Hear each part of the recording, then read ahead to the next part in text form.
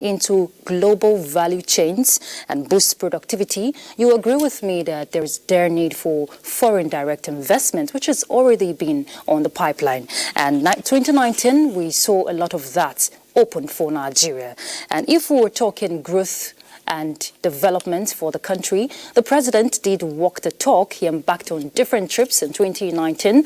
And the question we're posing today is, how productive has these trips been for Nigeria, or rather, how will this transcend in this new year, talking about the year 2020? And our guest today will be letting us in on the possibilities that has been opened for Nigeria by virtue of these bilateral agreements that Nigeria has signed in the year 2019.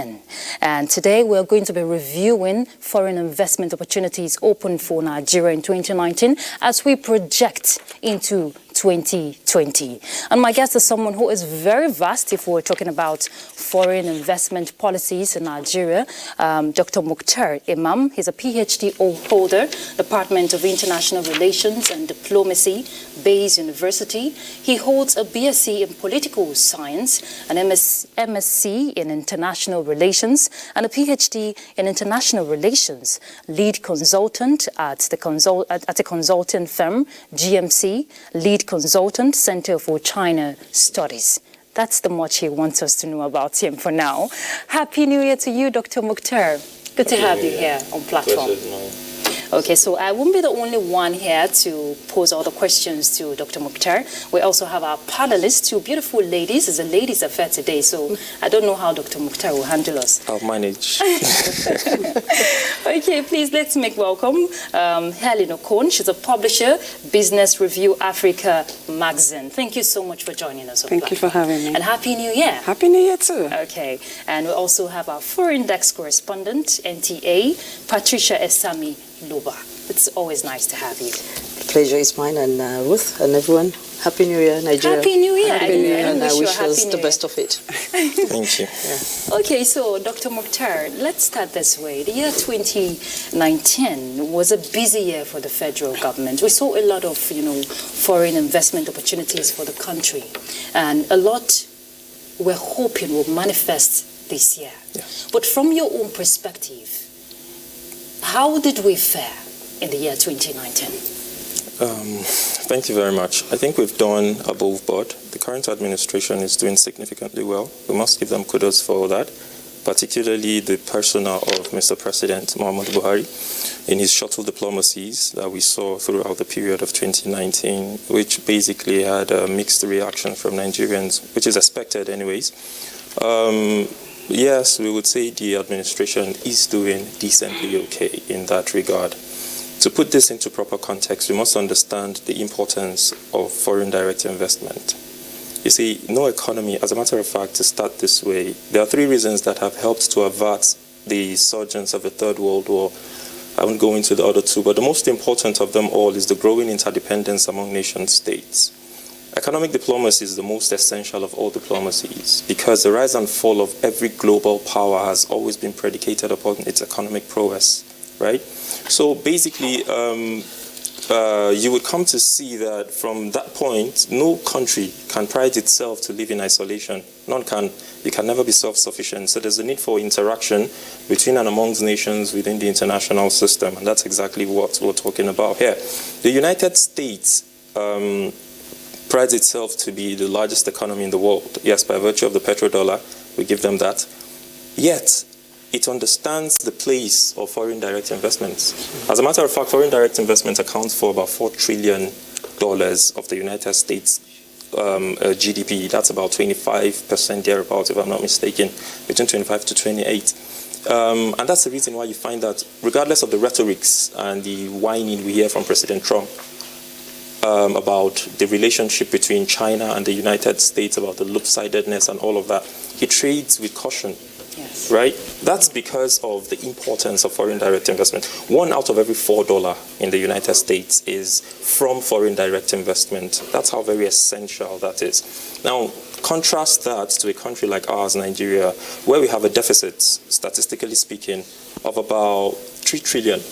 to be spent every year for 30 years before we can meet the deficit on any capital project which we have in the country. We have a deficit in housing, we have a deficit in virtually everything.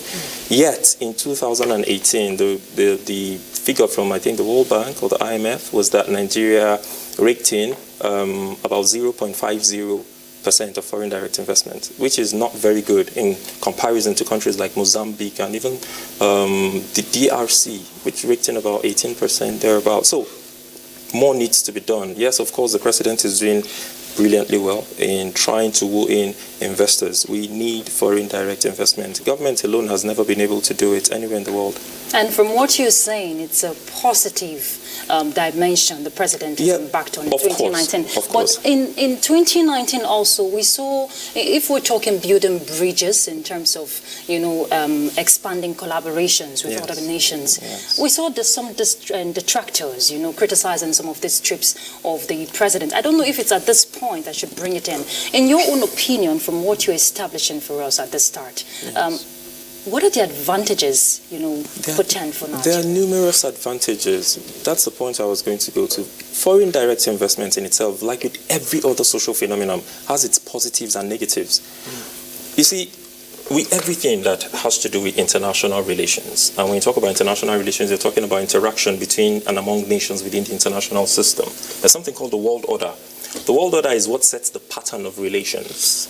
How do they relate? Are they relating as a king meeting a king? Are they relating as a subordinate meeting a superior? How, Now, in diplomacy, economic diplomacy precisely, which is what we're talking about, international economic diplomacy, you're bargaining from one of three positions. You're either bargaining from a position of strength, a position of weakness, or in no position at all, depending on what you're bringing to the table. Yes. Now, that's why it's called diplomatic bargaining.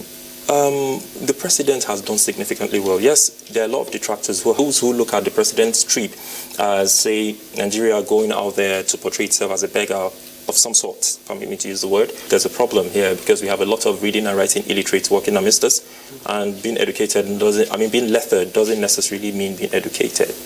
We have to draw the distinction. With the first category, the reality is this, that the advantages are there.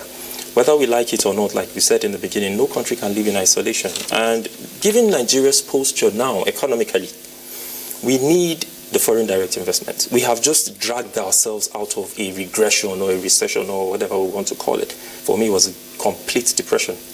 But we have been able to, yes, because it was double-edged, we have been able to move away from that slightly, on paper. Yes, of course, even by the GDP mark, right? So we need this inflow of capital from outside, of resources from outside. And when we talk about resources, it's both in human and capital, mineral resource. So we need the inflow of capital, capital. We need the inflow of people with expertise as well. We need to understand that when we're coming to the table to negotiate, the question is, how are you negotiating? From what position are you negotiating? For crying out loud. And this is 2020. Precisely. So this is the point I let my panelists come in. I'm sure they have a lot of questions for you. So Helen, let's have you. Okay, I was going to ask, you said a lot needs to be done. Yes. A lot more has to be done. Now, in the 2016, the president set up a policy on that's the Presidential Enabling Business Environments. Yes. And also in August this year, 2019, the Nigeria land border was also closed. Yes. Then in 2017, of course, the Nigeria Custom came up with a policy for visa on arrival.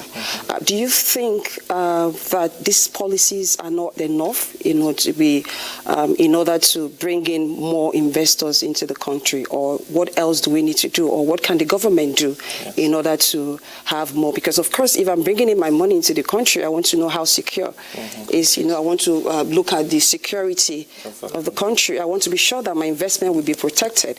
Do you think the government needs to do more, or they're not doing a whole lot, or they need to put up strategies, or more policies to be able to bring in more investors into the country? Yes, that's a good one. You see, the truth is this, that yes, foreign direct investors are not Father Christmas. Yeah. Wherever they're going to putting their money, they are also looking at the environment. How enabling is it? How secure is their fund and all of that? Now, talking about security, it's in twofold. They are looking at the physical aspect of security, right? Can they bring in expertise? Can you guarantee the security of their lives and their properties physically? There's also the security in those who are coming to invest in portfolio. There's something called the portfolio investment in FDI to say if we're coming to buy shares and bonds and bulls and so on and so forth, how secure is our money?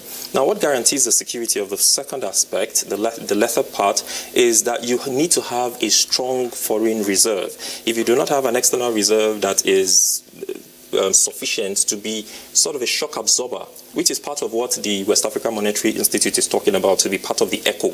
You know, it's a very essential ingredient that signals to people out there that your economy is doing vibrantly okay and that they can come in and sink in their money. If you do not have an external reserve that can that can withstand the shock, nobody really takes you seriously. And that's the reason why we say that the president is doing significantly well in that regard. Because we see that from 2015 up till now, Nigeria today has the largest GDP in Africa. We have the biggest external reserve in the whole of Africa. We beat South Africa and Ethiopia, right? So basically, I think the president is doing significantly well in that regard. The statistics are there to show. In the aspect of the physical security, yes, there's the need. Well, security is a continuum. Security is an everyday challenge. Security is something that metamorphoses. It takes different shapes and form, or insecurity rather, takes different shape and form. Today we find ourselves fighting a hybrid warfare where you can't even see the person you're fighting. The person comes disguised, dressed as you, and perhaps blows himself up and things like that. I think from where we're coming, in the last 5, 6, even 10 years, we would want to give a little credit to this administration for having curtailed the most dreadful, the most feared sort of face of insecurity we were facing in the country, which is Boko Haram. At least it has been degraded to a significant extent. Now, speaking of the policies, I think that there's a need for an alignment in these policies. For example, you can't be talking about ease of doing business environment, and then you still find people being hostile to investors who are trying to come in. Again, there's a misconception around closure of border, and the talk of trying to woo in foreign direct investors. Even the United States, that we would say with all honesty is the birthplace of globalism, today is becoming protectionist. Not absolute protectionism. Trump is a businessman. He knows better than closing up his border and shutting everybody out and becoming like Chairman Mao in China. What he's doing is trying to make people understand that we need to grow our economy. We need to look inward. Which is what Nigeria is also precisely doing. It is sycophantic for a Western philosopher to tell you that you must learn to liberalize and free trade and open up your economy for others to come in. And they're coming in. Not the reality is that when you talk about these things, you're saying open up your store, let them come and feed.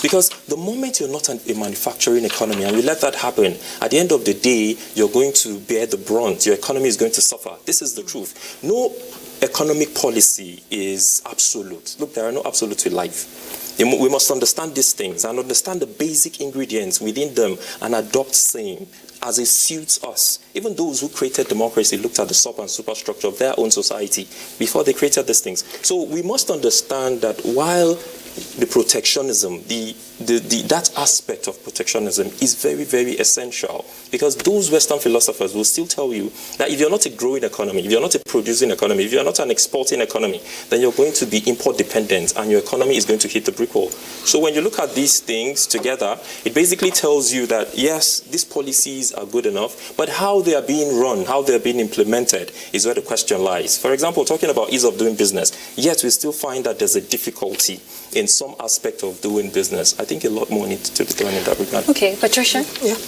I will talk about this economy of the country. I will try to take us back to 2019, where I would, just like you said, no economy or no country would like to grow without having its economy tangible. Now, looking at that aspect of our economy, talking about the improvements, the attraction. Yes. Where do you see these areas, like the green areas, that probably we could put our strength on, so that we can help grow the economy? Okay. The administration, of course, is doing very well. Yes. But I think there are those areas that we can add up, not just agriculture, we are diversifying the things. Yes. But where do we I like it that you're asking this question with a smile. Well, it has to Because be there's a so. catch. Yeah. You're asking What's the for catch? solutions. Make me coordinating Minister of Economy and see suggestions. I will give you all the solutions. We need to have some now. Let's hear you, All sir. right, that was a joke, though. All right. That was a joke. Well, you see, whenever a government is trying to bring in policies, either policies, short-term, long-term, strategies, whatever you want to call them, there's the need to look at what is lacking, what is there, what needs to be done, what needs to be strengthened. And that's where the entire idea of a SWOT analysis comes in. You see, for whatever policy a government wants to or hopes to take or will take, there's a need to look at the SWOT analysis, to make a SWOT analysis, forgive me, of that policy. You look at the strength, you look at the weaknesses, you look at the opportunities, and you look at the threats. Where do you have a prevailing comparative advantage? You look at that aspect, and then you try to see how you can bridge the gap. We consistently talk about agriculture, and then we say people go back to agriculture. Look, mechanized agriculture is capital intensive. You don't expect people to just jump into the farm and begin to use hoes and cutlasses in 2020, right? And for the government to say, well, giving out loans and facilities to farmers to be able to produce, government alone cannot handle it. Let's look at the deficit in our budget. In the last 2 years till this period, we're still talking about trying to service our debt, because the debt to revenue ratio still stands at around 50%. So basically, the reality on ground tells us that we need to bring in foreign direct investors who would look at these areas. Nigeria has 60% of the world's, forgive me, that's an exaggeration, about 40% of the world's arable land. Here, 70% of our land here is arable. We will produce. Throw a seed on the ground, it will give you something. So basically, that's one aspect that the government needs to do a lot more. Yes, the government is doing magnificently well. There's no doubt about that. The president's shuttle diplomacy is good for the image of this country, whether we like it or not. And I think from my point of view, I'll still go back to those, enumerating those. From my point of view, I don't think we have exploited, if I may use that word, the persona of Muhammadu Buhari sufficiently within the international realm. Domestically, he might have his issues. Yes, I understand for my scholars out there who don't want to bash me on this one. The domestic policies and your foreign policies must align. There's no doubt. But I think there's too much politicking going on around here. And the reason why that is so is because of the things that galvanizes our thoughts. We think ethnically, we think religiously, we think regionally. So no matter how good you are as an individual, people are there trying to criticize or condemn. So, but then we haven't exploited the persona of the president. You go outside of this country. I was in China last year and people asking me, oh, you're from where Muhammadu Buhari is. And I was so proud of myself. This is a green passport people hide. I was carrying it on my forehead. I was in Saudi Arabia. Somebody looked at me and he said, Muhammadu Buhari. I was like, I am not even Nigeria. He's not asking, are you from Nigeria? No, it's not Nigeria anymore. So I think the image of the president is something that needs to be looked at out there, because politics is about perception, domestic or international. So once you have that kind of gold mine, I think local government councillors, chairmen, state governors, and Muhammadu Buhari cannot bring in all of the investments alone. A lot of these individuals need to go out there and do their own as well, using the image of the president. The second area I think we also need to look at is human capacity development, side-by-side infrastructural development. I put these two together because no matter how much you're spending, whether from the government purse or foreign direct investors, into infrastructural development, if you do not have the right people to man them, you're wasting your time, because the money is going to go down the drain. So while investing in infrastructural development, we should see a lot in the improvement of human capacity. Ironically, we live in a society where if you don't have a college degree, you're cast to the dustbin. We shouldn't do that. We should look at our population. An average Nigerian has entrepreneurship skills in his DNA. Bring him on board, catalog people into the skilled, semi-skilled and unskilled, and look for potentials from them. And perhaps we'll be able to move out of this quagmire we're in. Now, since you have mentioned, yes. We should also look at diversifying this investment. There's a need. What about iron ore? What about mining? Yes, that's why I mentioned that, if we recall the MOU Nigeria signed with Russia, Federation of Russia, and in 2019, that opened way for a $1 billion facility to be shared by the Russian Federation for Nigeria to resuscitate the Ajakuta Steel Company, which is really big. I was going to go there because I'm very passionate about Ajakuta. Yes, a lot of people are really passionate. And in line with that, there's also in the pipeline the revival of the Nigerian iron ore mining company in Kogi State. Yes. Now, What kind of benefits? Because a lot of people have looked at this Ajaokuta Steel Company as one project that has been long abandoned. Yes. It has raised a lot of controversy, and for this administration to bring it back on the table. Yes. What is your opinion? I think it's a very magnificent one. If anything, if I have not praised Muhammadu Buhari for anything, I mean, I eulogize him, I revere him for that singular act. Ajaokuta Steel Company. You see, I don't know if you heard, a year ago, President Trump was saying something, that any country that doesn't have steel is not ready. You're not a serious country. You see, we are here, sitting on the second largest steel company in the world, and and the largest in Africa, Ajaokuta Steel Company. Everything that needs to get Ajaokuta Steel Company working optimally is within 10 kilometers radius of Ajaokuta Steel Company. That's huge.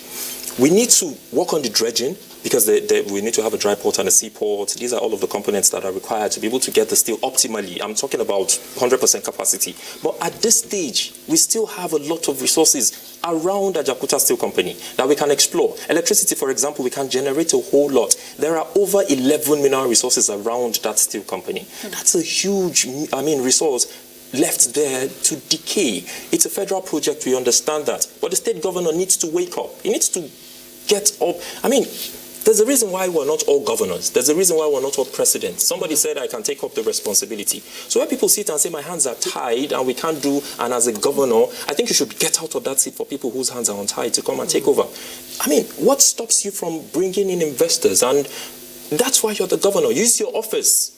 We need to see a lot more. The problem is, yes, I quite understand it with our constitution. We have given so much powers to the President of the Federal Republic of Nigeria by virtue of what we did in the Mineral Act and all of that in the constitution. But again, if there isn't a joined up thinking and effort from the local government up to the federal, there's absolutely no way we're going to move out of this situation. Ajaokuta Steel Company is one of the very key. Imagine the level of employment it will create. If Ajaokuta Steel Company is allowed to work at this stage, 20 to 30% that it is, we will be able to give in its first quarter of work over 700 people jobs, employment. That is huge. Very, very significant. Here we're talking about an economy that is faced with a lot of deficit. Deficit in housing, deficit in electricity. We have over 100 million housing deficit to be able to bridge the gap. We have over 40,000 megawatts of electricity deficit. These are all, look at our hospitals, the states that they're in. Our educational system is in a complete collapse.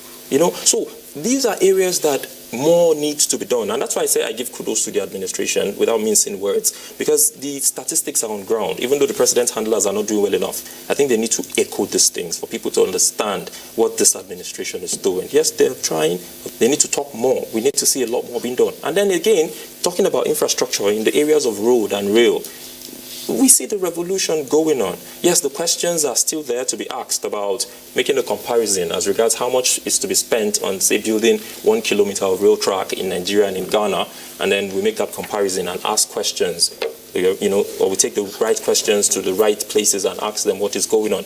But we see this revolution going on. If not for the image of the president and shuttle diplomacy, this wouldn't have been realized. This happened in 2015 in Fokak in Johannesburg when the president went and met his Chinese counterpart Xi Jinping. They had a conversation. You may know that the Chinese were going to withdraw from that deal after what happened with the previous administration happened before 2015. The president got them back to the table and, as a matter of fact, requested that they up the figure to 78%. That's the funding we're getting from the Chinese. The counterpart funding of 20-something% is what we're bringing. This is what an image does. This is what the president has been able to achieve for us. So I think for the critics, they need to tempo it down a bit. Okay. I'm really interested about the excited rather about the Ajaokuta Steel, and like you said earlier, if that steel is developed, it's going to create a lot of employment and all that. Patricia said something. She asked a question: what can the government do to bring in more or to work on our competitive advantage? Yes. I know, for a period of time, our focus has been on oil. Then, recently we've moved to agriculture. Yes. Looking at agriculture is huge. Yes, it is. We have the cocoa industry. We're not doing anything about it. It's extremely huge. The cocoa industry is there. Yes. If you go cotton. Cotton is interject? You see, the Yeah. second largest economy in the world is China. Yet, 60% of the Chinese population, as developed as China is, 60% of the Chinese population is still in agriculture. You can never hear of a food glut. Yeah. No food glut. Every other thing can have a glut, but not food. So People will consume. Yes. So I think, like you said earlier, the president's handlers really need to do a lot.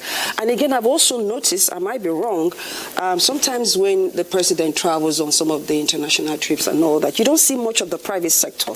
The private sector needs to be carried along. They need to be there. Mm-hmm. And you also said something about skills development. Yeah. We have a lot of our entrepreneurs who are doing so much, but they have this issue of how to start their business. Funding. So funding becomes a problem. Yeah. So we need to see how to encourage, our local industries, the entrepreneurs. I mean, it's not just about money. It could come in form of skills development, technical development. Yeah. So a lot needs to be done. In 2020, we should look more into how do we develop our local industries? How do we begin to encourage the entrepreneurs? Mind you, in July 2020, I'm going to say something. In this July 2020, the commencement of the trading of Africa Continental Free Trade is going to kickstart. So how ready are we? How ready is Nigeria? And in August, our land border was shut. How ready are we? Yeah, the issues around closing of our land border, it's not an absolute closure, by the way. We must note that as well. And it's not going to be forever. It's not a continuum, right? It was basically around certain items. To be fair to the government, we needed these policies when it came. Yes, of course, people might argue about how it's going to create hardship for people out there. It's going to contravene the very spirit of the Continental Free Trade Agreement, which we're trying to go into. But again, the Continental Free Trade Agreement in itself has some lacunas. I've talked about this consistently. There isn't a proper framework. If we're trying to replicate what EU did, we have a lot of work to do with that, with ECO, before it kickstarts, a lot. The West African Monetary Institution that talks about enunciated the 10 areas that must be met, or the 10 conditions that must be met. 3 of them is very key. Only about 1 or 2 countries have been able to meet these conditions. That goes to tell you how I feel, the stage we still are, was still taking baby steps in that regard. So a lot more needs to be done, particularly with the framework. Much as EU is EU, it has a central currency, it has a single custom, and so on and so forth, and visa, and so on. Yet, there are still certain thematic areas that are exclusive to the sovereign, to nation states, to countries. Policies must be made. Britain makes its policies, Spain does, and so on and so forth. So these issues must come on board. The issue of having a common currency, and then also your national currency, what happens, how do you bridge the gap, do you consistently use your currency, these are also issues that must be looked at as well, because we know that euro is working side by side the British pound, and it's doing well. So there are a lot of framework that must be given consideration before ECO will even kickstart. These are all issues. But as far as closing the border for now, I think we really, really do need that because of the porousness of our borders, and because we have been so enmeshed in this whole shenanigan of being imports dependent, which is not good for our economy, not in the list. And earlier you mentioned, she asked a question regarding the policies and the implementation. You talked about the implementation of the policies. Yes. If we want to see the gains of these, then it must be effectively implemented. Now, Precisely. It's one thing to have these policies in place. It's another another thing thing for implementation. Exactly. But where I'm headed is, if we want to review some of these terms and regulations guiding this foreign policy, are we on the advantage position for Nigeria? Yeah, it depends on how you're handling it. Everything around foreign or domestic policy depends on how you're handling it. Excuse me. Like with every social phenomenon, every social issues, there are gains, there are downsides, there are, to every policy you're making. But what you consider as a government is, do the benefits outweigh the issues that will come with it? And then what exactly what's your targets? What do you aim to achieve with what you're putting in place? These are some of the very critical questions that, as a government, the policy drafters need to sit and ask themselves. Once you have a policy and it's going to benefit a chunk, a majority of the population, certainly you have to take the chances and adopt them. No policy has ever been embraced wholeheartedly by everybody. It's not possible. And the same thing happens within the international system. You can never hear of any treaty that has been entered into and everybody says we love this treaty and clap for it. It can't work, right? You would always have diverse opinion. This person telling you, no, this is not going to be in my favor, the other person saying that. So you would have this kind of issues. But yes, you sample public opinion, you listen to CSOs, you perhaps have a town hall meeting at different levels and test these policies and see how effective they become. And then you can go to the phase of implementation. And I think our implementers, our supervisors, and our regulators are not doing well enough. Because if we're going to win foreign direct investors, this is talking about the downside to foreign direct investment. I'm talking about portfolio investment and real sector investment. We need to have proper regulatory mechanisms and proper regulators, because the individuals who take up the responsibility of doing the job are the ones who have the chunk of the work to be done. Institutions cannot work in themselves. Policies cannot work in themselves. They need people to man them. And if you do not have the right people in the right places to be able to do the job, then of course you shouldn't expect any positive result. So yes, there's a need for all of these things. And by the way, we need to clear the air on what a foreign direct investment is and what is the type that we require. You see, foreign direct investments, apart from its technical, the philosophical views, are basically in two folds. The vertical and the horizontal are there. But then you have foreign direct investment in portfolio investment and the real sector foreign direct investment. What we need at this point in time is to see the real foreign direct investment on ground. What am I talking about? See, Nigeria is the largest mobile market in the world, yet we do not have a single mobile phone plant here. It's unacceptable. It's unpardonable. We can't continue along this line. Where is Apple? Where is Samsung? Where are they? This is the largest mobile market in the world, right? So we need to do a lot more. Another instance, this country is the highest producer of tomato.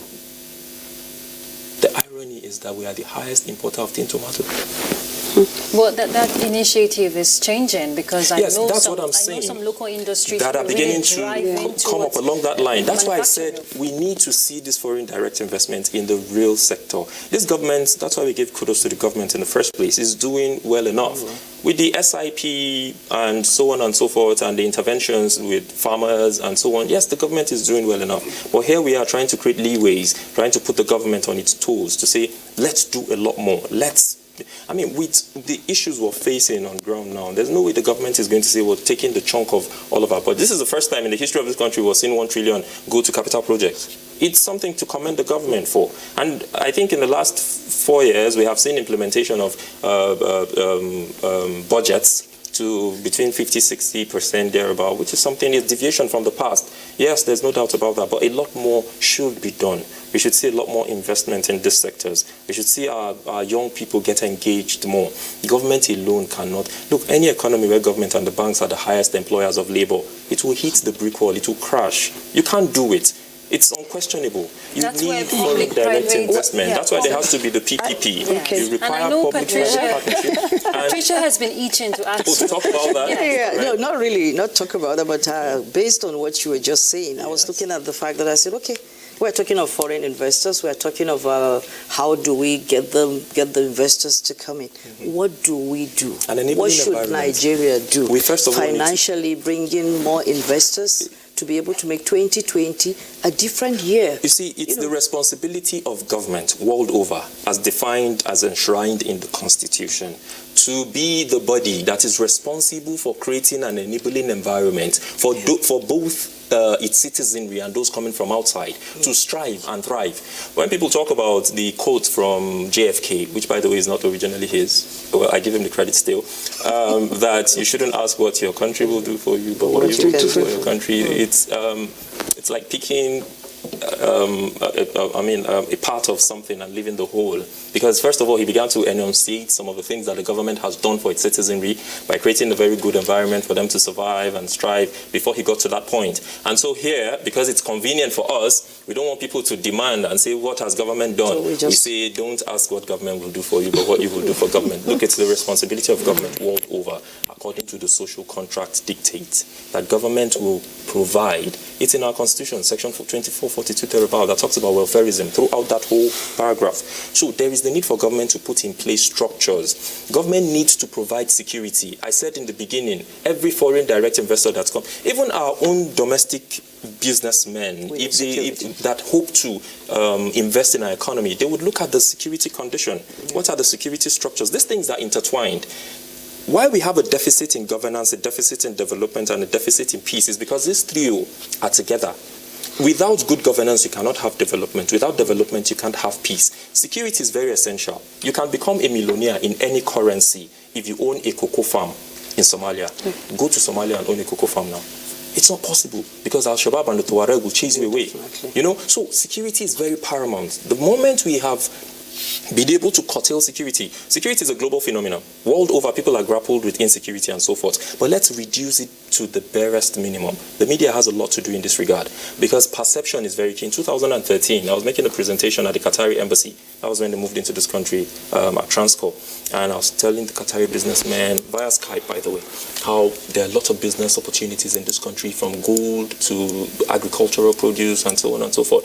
And as soon as I left, the deputy ambassador then, Mohammed, called me and said he doesn't think these people will come. And I asked why, and he said because a narrative has been put out there. Yeah. Our media is telling the stories of Nigeria being a war zone. Yeah. And so people have that impression that, look, it's not all good in Nigeria. And they begin to, it scares them away. So a lot more needs to be done in that regard. Again, if government does not invest into infrastructure, there's no way people are going to come in. So you create the path, and then people come in and say, oh, the government is serious about this, and then they can key into it. If I will come in the area of security, let's go back to 2019, right.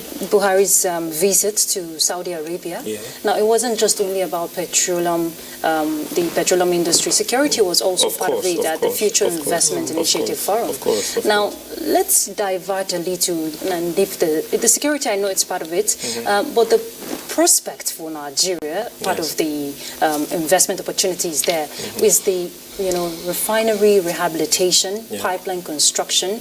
Now, we are a nation, we are known for that oil. We're an oil-producing nation. Of course, and whether we like it or not, even if we say we want to diversify and all of that, we still depend largely on the oil. Yes. So what are the benefits for Nigeria? The president's shuttle diplomacy, not just with Saudi Arabia. Saudi Arabia is a major player within the international system, so definitely we need to lean towards them to be able to get derive some of these benefits. But the president's trip, his shuttle diplomacy around and talked around in all of the countries he went to and all of the countries that came to him. The conversation was around other things, but then it still fell on our oil. Yes. How exactly do we harness more? How do we explore the Lake Chad Basin? Because there's a huge chunk of deposits there, and so on and so forth. But because of the issue of insecurity, and of course, because of climate change, the Lake Chad Basin itself is drying up. We'll all agree to that. So, yes, there are a lot of benefits to be gotten from this. Nigeria is a country, the sixth highest producer of oil and the third highest producer of gas in the world. That is enough economic benefit for you to utilize. But the one thing that has held us back in this regard stems from indiscipline. You see, when Lagarde came to this country, she told the president a lot of things. There were a series of recommendations of micro and macroeconomic policies to be able to grow our GDP, austerity, and so forth. But the one thing that struck a chord in me was when she said that, Mr. President, your people are a bunch of indisciplined lots. You see, the first step to solving a problem is to acknowledge and appreciate that the problem is there. If we are not going to look at the message and we consistently attack the messenger, we are going to be stuck where we are. Our problem is largely with us. You see, the social psychological conditioning of an average Nigerian is the reason why when you bring policies, they seem not to work. You take them outside this country, they work magnificently. Yeah. It's about us.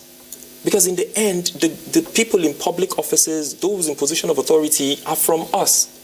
We are the ones who set the pace for them to follow. I mean, the path for them to follow. We tell them this is the direction you go. But you know that we have struggled, sorry to cut you there, we have struggled in the past, to sustain our oil in terms of stability. Yes, we have. Now, do you think if we have these investors coming to, rehabilitate our refineries, we'll have it on a fast track? But then the point is, will the investors be willing to come in? Who are the investors coming to meet? So we need to first of all trash out the issue of our social psychological conditioning as a people. We need to begin to embrace the positive. We need to move away from this whole thought, the things that galvanizes our thought I mentioned earlier. Because when you speak to an average Saudi Arabian businessman or a Qatari, I've had first-hand contact with these individuals. That's why I'm letting you in on this. The first thing they tell you is, we have a mistrust with Nigerians. As I'm sitting here now, I'm trying to set up an abattoir, a meat production factory or a slaughterhouse in Gwagwalada. I have been in contact with someone at the Qatari embassy. Get these guys to come back. My fear is they don't trust Nigerians. Although I gave him a bit of it. Saudi Arabia's Aramco showed interest. Aramco has shown interest. Yes. The Qatari oil company, oil giant, has shown interest. They have been bidding for the Lake Chad Basin. They have been talking about these things.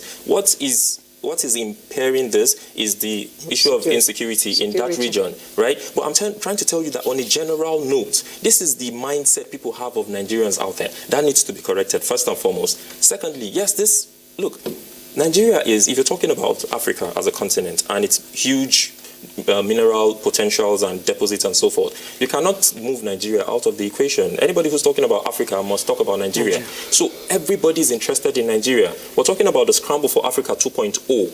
Africa was attractive in the past, it is attractive today. They're all coming here. They're coming to Nigeria. This is 1 out of every 4 Africans is a Nigerian. This is a country that's the most populous in Africa. This is a country that has the highest mineral deposits in Africa. So yes, they would want to come in. We're very attractive. Aramco will come. The Qataris will come. As a matter of fact, there's a fierce competition between the both of them as to how to strengthen our refineries, how to rehabilitate these refineries, and so on and so forth. They certainly will all come in. But what is our plan towards sustainability? If these individuals come in, will they be facing the same problems they consistently talk about in the past? Will their expatriates be kidnapped? Will they be faced with problem of insecurity in these regions? These are some of the domestic issues that we must put in place before they even arrive. I feel that, talking about Nigeria image out of the country is not just the responsibility of the president. No, it's not. The media as well, we also have a lot to do. It's our responsibility. There was a time, I think 2018, I traveled to one of the northern states. And I had a lot of terrible misconception about that state. Boko Haram, bomb blast, and all of that. But I said I was going to go there because I needed to cover an event there. But when I got there, I was wow. It's exaggerated. The state was just awesome. There was nothing like that. So I think the media as well, we have a role to play. The president alone cannot do it. The government alone cannot do it. The media also has, a role to play. And let me just digress a bit. In 2019, Nigeria was ranked 146 in ease of doing business. Yeah. And now we are ranked, current ranking is 131. And I recently saw the president tweet, and he said he's looking at Nigeria moving up to 70. Yeah. So for me, I think that's encouraging because of the different reforms that the government have put in place, yes. The visa on arrival, the anchor borrowing program, the tax system. Those interventions are very key, I think and they have seriously helped in the direction of portraying a certain image that the country used to lack in the past. Yeah. So yes, that's why we're giving so much plus to this administration. And the reality is these multinationals are going to keep coming in. They're going to keep striving. The competition is always going to be there. But we need to find a way, a roadmap, right? A framework that will enable us sustain these MSs that will be coming in and so on and so forth. We're almost rounding off. Let's look at one big feat that Nigeria recorded in 2019 in the global scene. Right. We had a president elected as the 74th UNGA president, Professor Tijani Mohamed Bandi. That's a really huge feat for Nigeria. It is. And if we remember, the last time we had was in 1989, the 44 UNGA. Yeah. Now, what are the opportunities open for Nigeria? A lot of them. First and foremost, we must state, before we talk about the opportunities, we must state that Professor Bande is not just Nigeria's president. I was going to raise that up first. A lot of people talk about how Bande needs to carry Nigeria, the whole of Nigeria. Why is Bande at Amina there and this and that? They're representing the entire globe. It's a United Nations, right? But again, like with Guterres and the others who have been there are a lot of benefits. You can maneuver. Maneuver is allowed in diplomacy. You can maneuver, sort of like try to pull the weight to your advantage. It's allowed. So yes, there are lots that can be done. I know a couple of Nigerians who have been employed at the United Nations by virtue of Professor Bande. There are a lot of policies within the United Nations at the General Assembly level, at the Secretariat, that Nigerians can key into. The persona of Professor Bande there gives us an advantage, a comparative advantage, over other countries to be able to access some of these things. Addition is his name, right? The African Development Bank. Yes. Right? He has done significantly well in that regard. So Professor Bande, much as he just has less than 365 days to spend there, he can make good use of it. Yes, a lot of positive things can be done that would see to having meaningful impact on Nigeria and the image of Nigeria abroad, and of course on an average Nigeria. They talk about he can use that platform to woo in foreign direct investors. Right? It's a good image. Like I said, perception is very key in politics, whether domestic or international. And that's exactly what the President, Muhammadu Buhari, is doing. He has done so much good to the image of this country. He has done so much as far as the economy of this country is concerned, whether people like it or not, because the statistics are there. When you're measuring economics, you don't measure using emotions, you measure using figures. They're there. You look at the GDP, it will tell you a lot. Where people can talk about our death profile and so on, but there's no country that lives without death, right? But again, we need to begin to move away from that borrowing and begin to source for other means of generating funds to finance our budget and so forth. But on a general note, overall, I think the President has done significantly well as far as trying to woo in foreign direct investment is concerned, but a lot more needs to be done. That's the point for me. Patricia, you have a last question? Yeah, I was just thinking, despite all the talks, usually when there are talks, there are times where what do we see are the challenges? What can we do? Yeah. I just said something here. I said, what do we emphasize will be the most significant challenge for us Nigerians in 2020 for us to move forward in investment aspect? Well, I think two things. There are twin issues. Security is one of them. We need to do a lot more in trying to suppress the level of insecurity in the country. The other thing that might look like insecurity is the problem of having corrupt foreign direct investors as well, because there are a lot of them. I said foreign direct investment has its positives and negatives. All right, HSBC has run away from this country. Thank God. Yes, because that's one of the most corrupt institutions that is known around the world. So yes, we will see. A lot of Nigerians will see that as a challenge, that, these institutions are leaving the country and so on and so forth. But I put it to them right now that it is not a challenge. I think the most basic of the challenges we'll be faced with is the problem of security, which I said metamorphoses. It takes different shapes and form. And then again, of course, the individuals, average Nigerians, need to do a lot more in portraying a certain image to the world out there. Helen?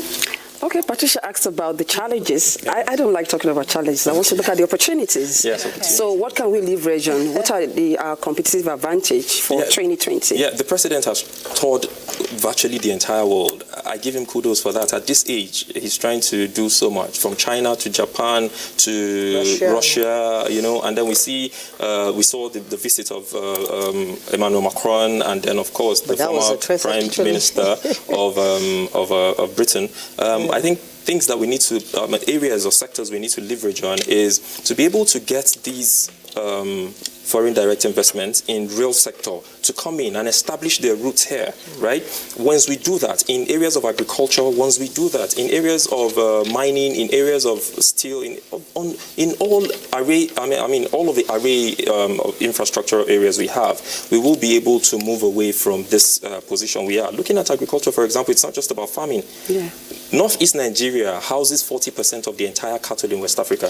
The entire cattle, that's huge, right? Right. So I think that's I'm very optimistic because you have inspired us. I'm sure we're all optimistic that 2020 looks promising for Nigeria if we're talking direct foreign investment. So before you Nigeria. round up there, I mean, on the program, I was opportune to say something. I said, from all the look of things, 2020 looks a promising year. From the African perspective, down out. My own conception, or rather my understanding, is that if you accept it, that it's going to be good. It will be. Definitely to be good. With a bit of effort. Because it's just like from the inside coming out, and once you look good from the inside, definitely. You know, Nigerians, we are people, we are dogged. Yes, when it comes to, we're resilient people. Yeah. So we should be optimistic. Oh, yeah, very, very all right, thank you very much, Dr. Mukhtar Imam. He's been our guest on platform today. Thank you. You've laid all the issues out. And so we want to call you, I want to believe when we're calling you 2021 New Year, we should be talking about how much we have improved so far. God willing, we will. All right. And we also would like to thank our panelist, Helen Okon. She's a publisher, Business Review Africa magazine. Thank you so much for your contributions. Thank you. And our very own Patricia Esameluba, foreign desk correspondent here in NTA. Thank you so much. Another unrepentant optimist of the Nigerian dream, like me. Oh, yeah. Thank you very much for being on the platform. Thank you for the great opportunity. And, all right, so this has been Platform today. We do hope you enjoyed every bit we have laid out. The year 2020 is just starting, and the foundation from what we have talked about here has already been laid when we're talking about foreign direct investments for Nigeria. And our guest is very optimistic that a lot of growth awaits Nigeria in this new year. Well, what can I say? We should all be positive as we embrace the year with open arms. I'm Ruth Aguele. Thanks for your time. See you some other time. Bye.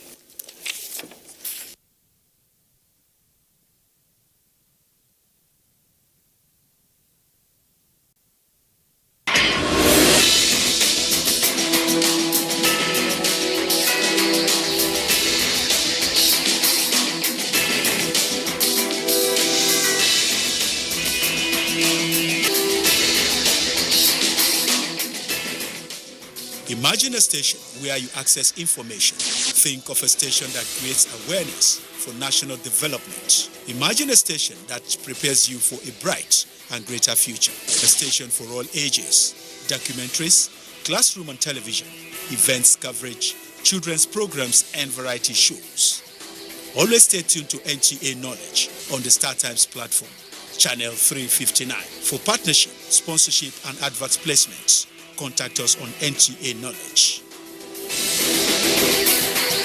NTA Knowledge, learning to broaden horizon. For anyone who values financial security and ultimately desires financial freedom, creating at least one additional stream is no longer a luxury. It has become a necessity. Diversifying your income stream is crucial to protect yourself and your family against the unavoidable ups and downs of economic and industry cycles. Because of the financial risk that come from relying on one source of income, such as a job or a business, consider creating at least one or more additional streams to generate cash flow. The benefits of having multiple streams of income include peace of mind because you know there will always be money to spend. Also, you will earn much more than you currently earn from your day's job. Therefore, you will live bigger and better. Your additional income streams can be active, passive, or a combination of the two. Some may pay you for doing something that you love, active, while others can provide income for you without having to do much of anything at all, passive. Here are multiple streams of income opportunities: selling information in hard book format, selling information in the form of downloadable ebooks, making money from referral opportunities, training classes, consulting opportunities, dealership opportunities, design opportunities, manufacturing opportunities, investment opportunities. The list is definitely not exhaustible. To create wealth, you must make investment that will create dependable streams of income flows, independent of your main source of income. The time to act is now.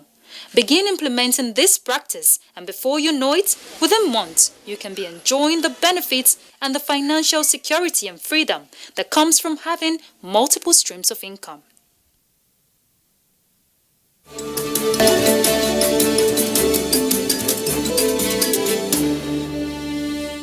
The concept of unity depicts itself as the unwavering oneness, togetherness, and undivided coherence of a group of people with respect to our differences. In a multicultural Nigeria, where progress is the goal of every sector, political group, and ethnic region, unity is paramount and a key factor to building the Nigeria of our dreams. Therefore, let us all disregard our differences and promote mutual understanding.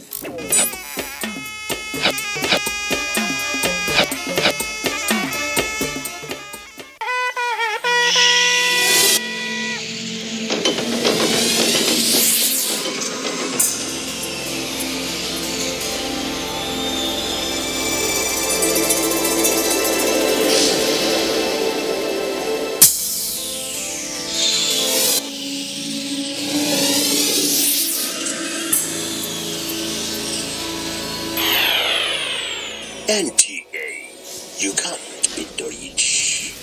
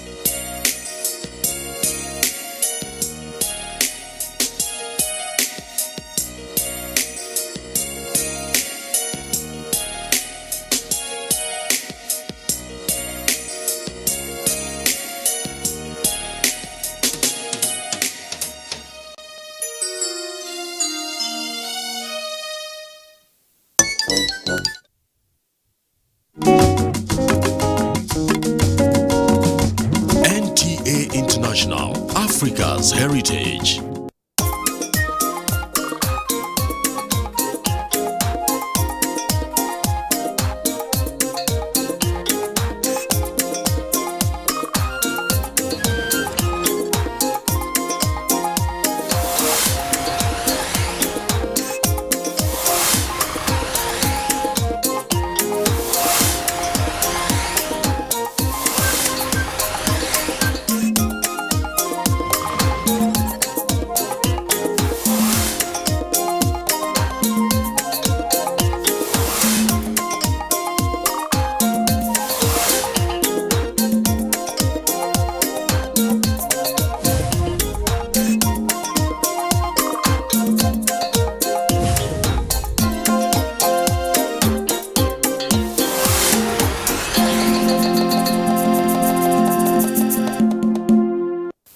Hello, great to have you join us on Wellness and Living. It's always a pleasure to have you keep our company on the program where our focus is on your wellness, your health, and how you are living this great life.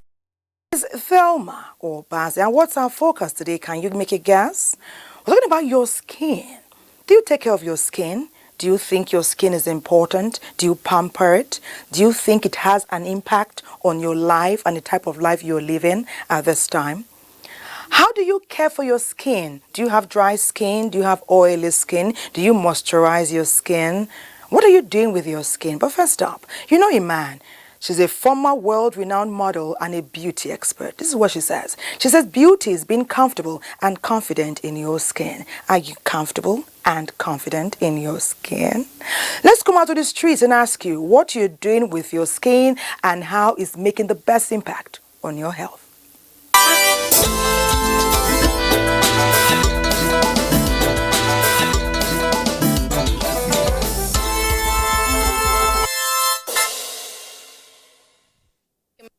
My skin is very important. You can see how it's shining.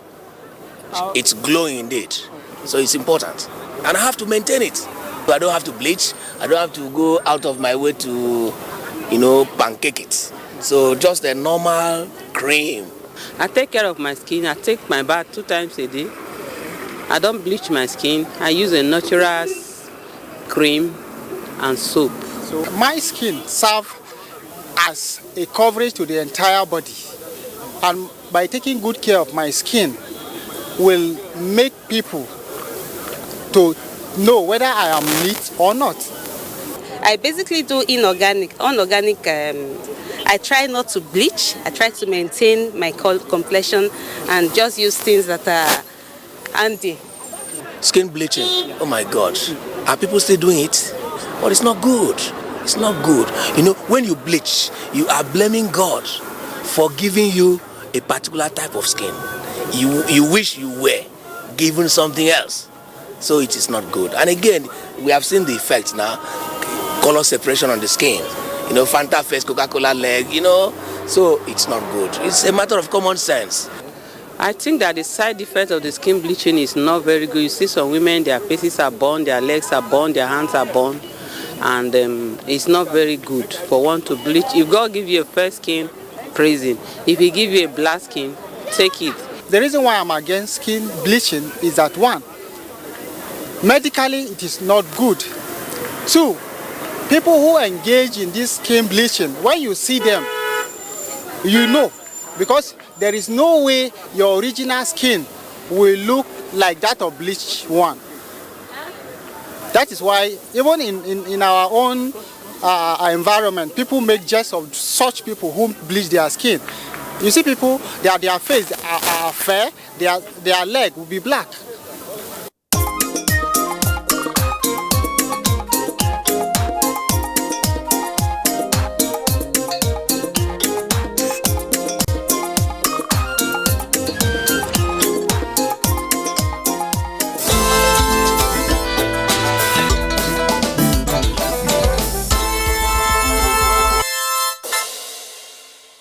If we don't take care of ourselves, the undertaker will take care of that responsibility. You are what you eat, you are what you drink, you are what you do on your skin, you are what you do from the inside. The responsibility of maintaining a healthy life, living a quality life, having longevity rests on you, the owner of that life.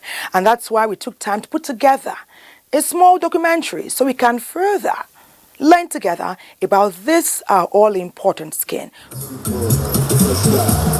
The skin is the largest organ of the body with a total area of about 20 square feet. The skin protects us from microbes and the elements and helps regulate body temperature and permits the sensations of touch, heat, and cold. The skin has 3 layers: the epidermis, the outermost layer of skin, which provides a waterproof barrier and creates skin tone. Then there is the dermis, beneath the epidermis, and it contains tough connective tissue, hair follicles, and sweat glands. The deeper subcutaneous tissue, which is the hypodermis, is made of fat and connective tissue. The human skin is variously colored and shows remarkable individual variations even within racial groups. The appearance of the skin is partly due to the reddish pigment in the blood of the superficial vessels.